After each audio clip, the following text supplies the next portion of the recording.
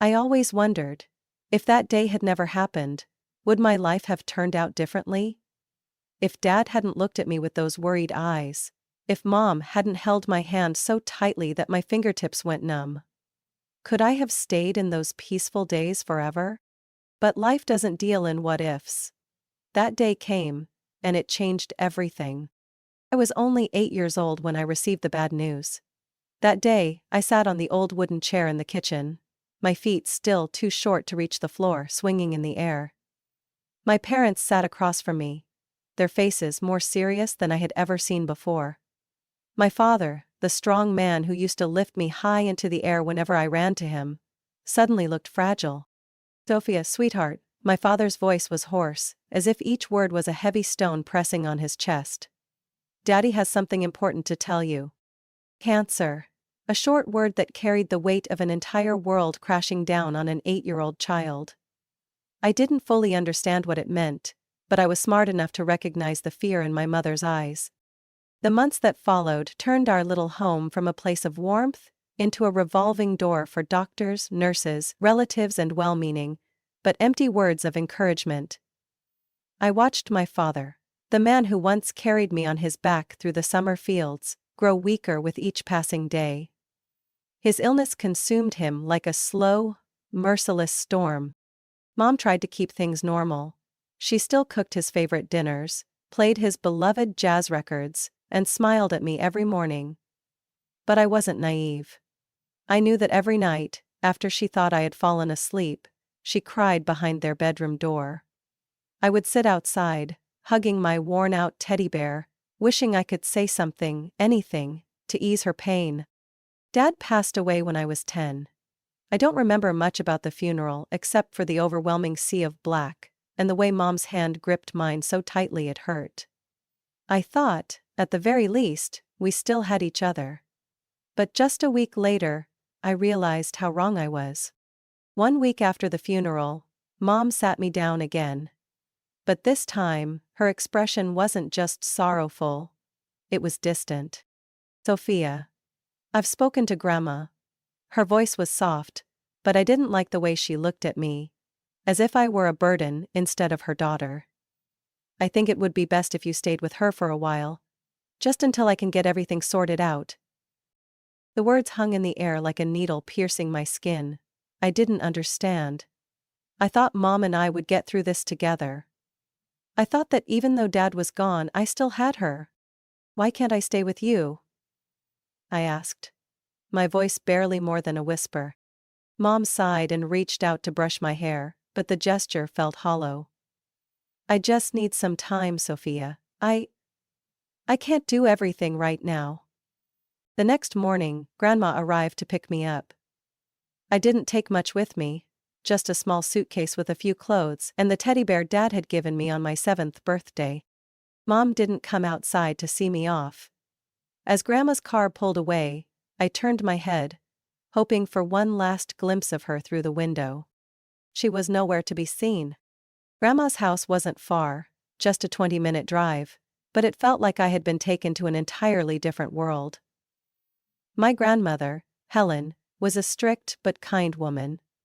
When we stepped inside, she simply said, "You can consider this your home." She never spoke about Mom, never asked me how I felt about being left behind. But she showed her love in quiet ways, making my favorite chicken soup, knitting me a scarf as winter approached, telling me stories about Dad when he was a boy. Still, I kept waiting. At first, Mom called every week. "Things aren't settled yet, but I'll bring you home soon." Weeks turned into months. Each time I asked when I could return, she always said, "Just a little longer, sweetheart, I promise." But that promise never came true. After 6 months, I stopped believing her. I had given up hope that my mother would ever come back for me. After 6 months of waiting in vain, I accepted that Grandma Helen was the only family I had left. But then, one afternoon in March, as I was doing my homework at the kitchen table, an unfamiliar car pulled up in front of the house. I peeked out the window and saw Mom stepping out of a silver sedan. She looked different. Her hair perfectly styled, her makeup flawless, and her beige dress giving her an air of sophistication I barely recognized. But it wasn't her polished appearance that made me hesitate. It was the man still sitting in the car. Mom practically rushed into the house, her face lit up with excitement. So different from the grieving woman I remembered. "Sophia, sweetheart!" She grabbed my hands, her voice filled with a giddiness that felt foreign. "I have the most wonderful news. I got married." I blinked, feeling as though the room had tilted. "You're going to have a new family, a new father, and 2 sisters, isn't that amazing?" I didn't know how to react. For 6 months, I had waited for Mom, believing she would take me back to the home I had shared with Dad. But now she was telling me I had a new family. A new father. Grandma Helen stepped into the room, arms crossed, her sharp gaze fixed on my mother. "Sarah, this is the first time you've shown up in 6 months, and now you think you can just take the girl back like nothing happened?" Mom forced a smile. "Mother, I know this is sudden, but this is what's best for Sophia." I wasn't sure what that meant, but when Mom pulled me toward the car, I knew I didn't have a choice. The new house was bigger, more modern, but it didn't feel like home.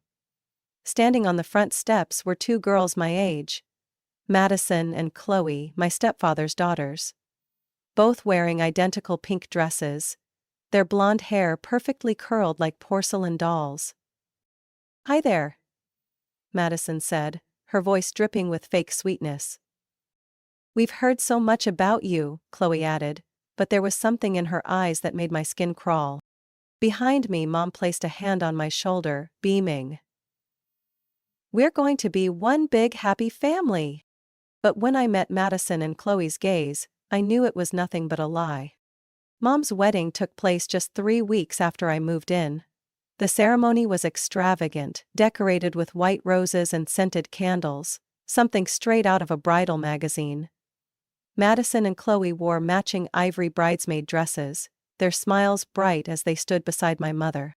Me? I was nothing more than a stranger at my own family's event. Mom had picked out a pale blue dress for me.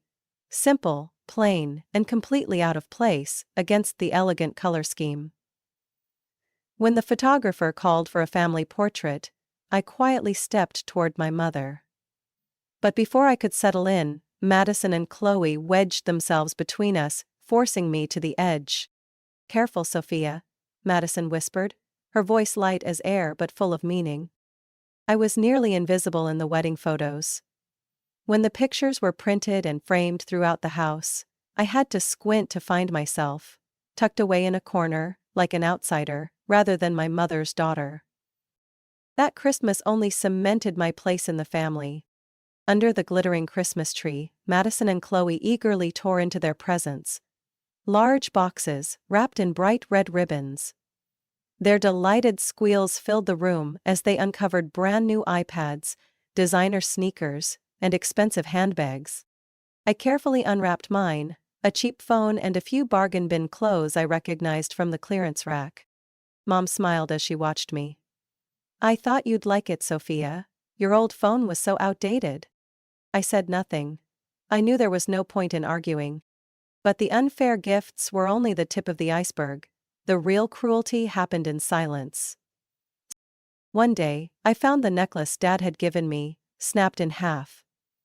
The silver pendant, the only thing I had left from him, lay scratched on the floor of my bedroom. I went straight to Madison, my voice shaking. "Did you do this?" She shrugged, her eyes cold. "If you don't have proof, don't go around accusing people." Then there was the art set Grandma Helen had sent me. It was a special edition. She knew I loved drawing and wanted me to keep pursuing my passion. I found it completely destroyed. The colored pencils were snapped in half, my sketchbook soaked in water, and my drawing paper covered in smeared ink. This time I ran straight to Mom. "Look! They ruined everything!" She sighed, rubbing her temples. "Sophia, don't be so sensitive. Maybe you left them outside and it rained. You can't always blame your sisters." I stood there clutching my ruined sketchbook, tears burning in my eyes. That was when I truly understood.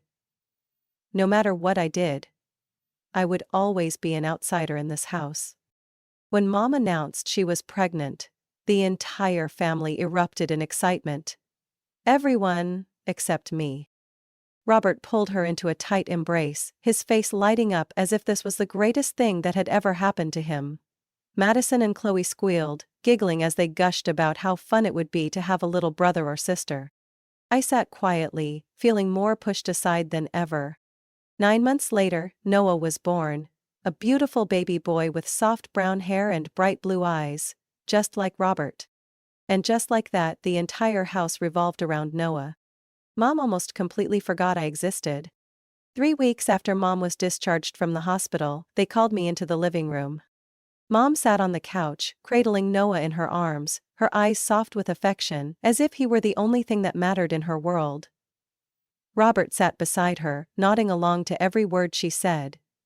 Madison and Chloe stood behind them, arms crossed, waiting for what was about to unfold. "Sophia, we need to talk."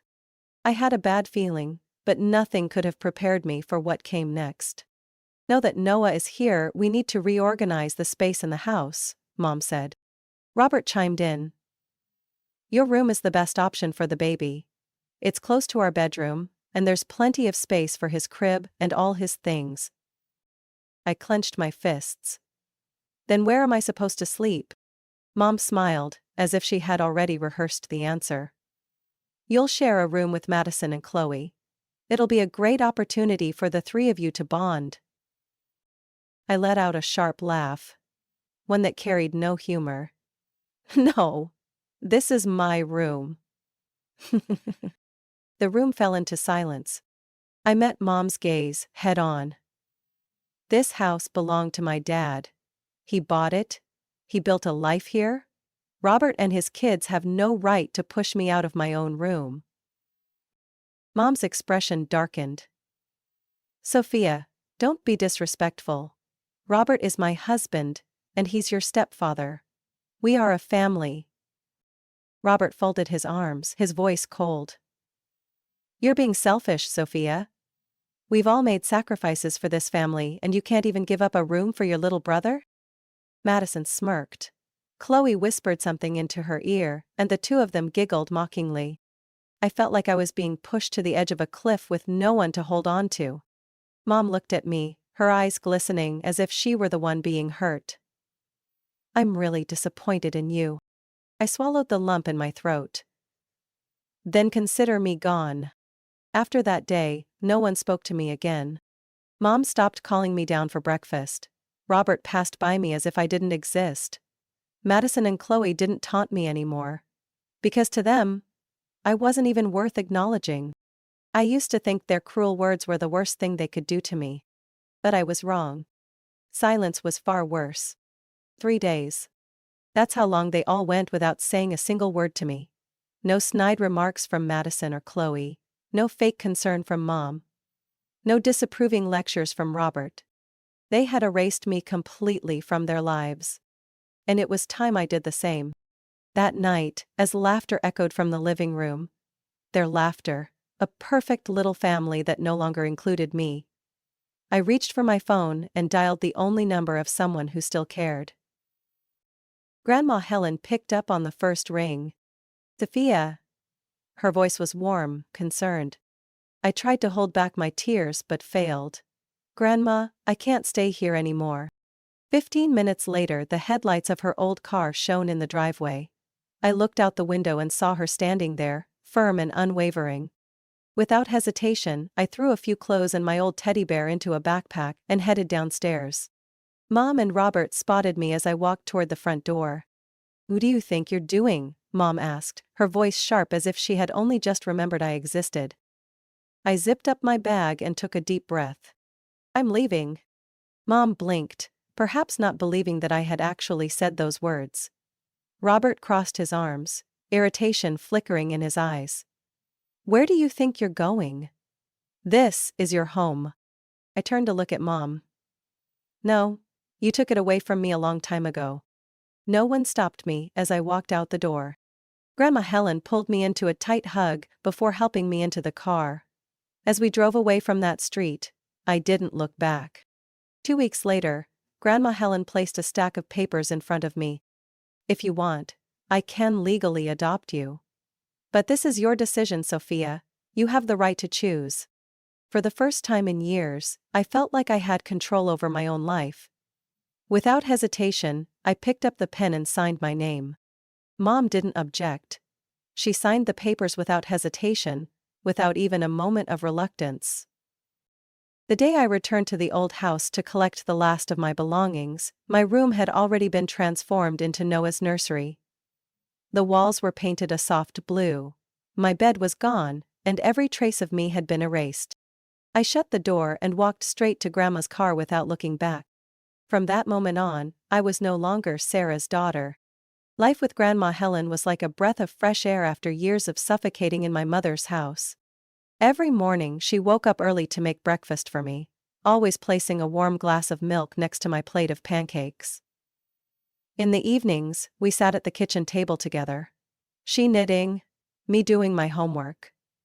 We didn't always talk much, but her presence alone made me feel safe. She never asked about Mom, and I never brought her up again. I focused on school. No more Madison, no more Chloe, no more Robert looking at me like I was a burden. I had space to breathe, to grow, to rediscover myself. Grandma encouraged me every step of the way, helped me study, and even attended parent-teacher meetings that Mom never bothered with. When I received a partial scholarship to New York State University, she cried tears of pride. "I always knew you could do it," she said, hugging me so tightly I could barely breathe. The summer before I left for college, she handed me a savings book. "I've been putting this aside since the day you came here. It's not much, but it's enough to give you a solid start." I opened it and nearly gasped. The amount was enough to cover my living expenses for all 4 years of college. "Grandma, why would you do this?" My voice broke. She smiled warmly. "Because you deserve a good future, Sophia." On the day I left for my dorm, she stood on the porch, waving with a bright smile, though her eyes were misty. I knew she would miss me, and I would miss her too. But, for the first time in my life, I didn't feel alone. Mom and the rest of my old family completely disappeared from my life. No texts, no calls, not a single check-in. And I stopped waiting for them. The call came on a December morning, while I was buried in my senior thesis at the library. "Sophia?" Grandma Helen's voice was weak, a far cry from the strength I had always known. "I need to talk to you." I took the earliest bus home, but by the time I arrived at the hospital, she was too weak to sit up. "Don't worry. I've lived a full life." Her frail hand squeezed mine, thin and cold. I shook my head, swallowing back tears. "You have to stay with me, Grandma." She only smiled. "You're strong enough to walk on your own now, Sophia. I'm so proud of you." 2 days later, she passed away in her sleep. At her funeral, as I accepted condolences and comforting hugs from relatives and friends, I thought I would finally be left in peace. But then, they showed up. Mom, Robert, Madison, Chloe, and Noah. 7 years. 7 years without a single call, without a single message. Yet here they were, standing in front of me, looking somber. But there was no trace of the pain I had endured in their eyes. Mom was the first to speak. "Oh, darling, I'm so sorry about your grandmother. She was a wonderful woman." I nodded, saying nothing. "How have you been?" she asked, her voice a tempting warmth. I looked at her, then at the familiar faces behind her. Madison and Chloe were no longer teenagers. They had grown into young women, still beautiful, but carrying the same arrogance and insincerity I remembered all too well. Noah, the child who once took my room, was now an 8-year-old boy. He stood close to Robert, his eyes studying me with curiosity, as if I were a stranger. Finally, Mom smiled. A bit forced, a bit hesitant. "Would you like to have dinner with us? Our family has been apart for too long." That word echoed in my head. Family? I looked at Mom, at Robert, at Madison and Chloe. They were no longer my family. But I didn't answer right away. I simply gave a small smile. without any promises. I spent the entire week thinking about Mom's invitation. Would you like to have dinner with us? Our family has been apart for too long. That word. Family. A real family wouldn't abandon their daughter. A real family wouldn't stay silent for 7 years, and then suddenly appear just because of a funeral. And yet, I wanted to face them. I wanted to look them in the eye and see what they truly thought after all these years. So, I agreed. We met at a small Italian restaurant downtown. I arrived a few minutes late, just enough to observe them from a distance. Mom sat there, her hair still perfectly styled as it had been on the day she remarried, but the years had begun to leave traces around her eyes. Robert looked the same. Composed, dignified, but older. Madison and Chloe chatted easily, unchanged from the last time I saw them. Still close, still inseparable. Still no space for me between them. Noah had grown, but there was no familiarity in his eyes when he looked at me. He knew nothing about me except for whatever stories this family had told him. I walked to the table, and the conversation began. Mom talked about the past years, about their lives. Robert talked about work. Madison and Chloe shared stories about their travels, their careers. Noah proudly declared that he was the best at math in his class. They talked about so much. But no one asked about me. No one asked how I had lived all these years. No one asked what I had been through, if I was happy, if I was okay. Finally, when dessert was served, Mom placed her hand on the table and looked at me with the same gentle expression I had once longed for. Sophia, I really want to fix things. I'm so sorry for everything that happened. Can we start over? I stirred my coffee slowly, letting the question linger in the air. Then, I finally looked up and gave her a soft smile. Mom, do you actually remember what happened? Her fingers tightened slightly. Of course I do, but, you know, everyone makes mistakes. What matters is that we're here now, right? I set my spoon down, my voice calm. No, Mom. We are not a family anymore. The air in the room shifted instantly. Robert cleared his throat. Madison and Chloe stared at me wide-eyed. Mom looked stunned, as if she had never considered that I might say those words out loud. I picked up my bag and stood. Thank you for dinner, but I don't need to fix anything with people who left me when I needed them the most. Then, I walked out of the restaurant, leaving behind a family that was no longer mine. I thought that after that dinner, everything would be over. I had rejected them, severed ties that no longer held any meaning. But as it turned out, they weren't as willing to let go as I was. Mom started calling more frequently, her voice softer than I had ever remembered. At first, she asked simple things. How my job was going, if I ever felt lonely, if I missed my family. But soon, the conversations began shifting toward money. Sophia, your stepfather and I are having some financial difficulties. You know, Noah is growing so fast, he needs so many things. It's just a small amount. You can help your family, right? At first I didn't think much of it. I sent a little money to fix their car, another time to help with a bill. It wasn't much, and Mom always thanked me like I was their savior. Then Madison and Chloe started reaching out. Suddenly, they were friendly, inviting me for coffee, talking about struggles at work. They weren't the same cruel girls I once knew. They were my sisters, caring about me. Or so I thought. Everything changed on a Saturday afternoon. I had just finished a Zoom meeting and went into the kitchen to grab a drink. I left my phone on the table, unlocked. When I returned, the screen was still lit. The call hadn't ended. Mom was still on the line. And I heard everything. Does she suspect anything? Madison's voice, followed by a quiet giggle. No. She still believes us. Mom's voice, disturbingly relieved. But we have to be patient. We can't rush it. Though when can we start asking for more? Chloe sounded impatient. Mom sighed. Slowly. She thinks I'm truly sorry. She's already helping little by little. Once she gets used to it, we can start asking for larger amounts. Robert chimed in, his tone low and calculating. She has more money than we thought. A house? Savings from that old woman. We just need to make her believe that helping family is her responsibility. I froze.